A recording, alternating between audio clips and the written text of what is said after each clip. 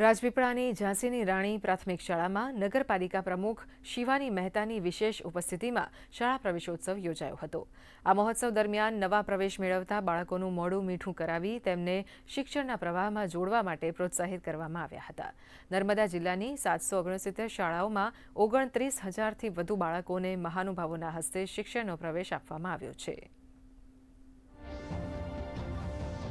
नर्मदा जिल्ला में प्रवेशोत्सवનું आयोजन કરવામાં આવેલું હતું સૌપ્રથમ અને ત્યારબાદ આજ દિન સુધી ખૂબ જ બમણા ઉત્સાહથી આ આયોજન થઈ રહ્યું છે અને આ વર્ષે પણ ખૂબ જ સારી માત્રામાં વિદ્યાર્થીઓ પ્રવેશ મેળવનાર છે।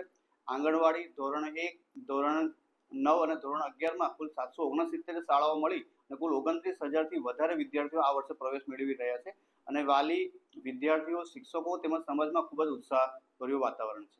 પ્રાથમિક શાળામાં 2026-27ના કન્યા કેળવણી અને શાળા પ્રવેશોત્સવ પ્રસંગે અમારી સાથે ઘણા સંખ્યામાં ઉપસ્થિત એવા નાના ભૂલકાઓ છે અને એમનો ઉત્સાહ જોઈને અમારા પણ ઉત્સાહમાં ઘણો વધારો થયો છે।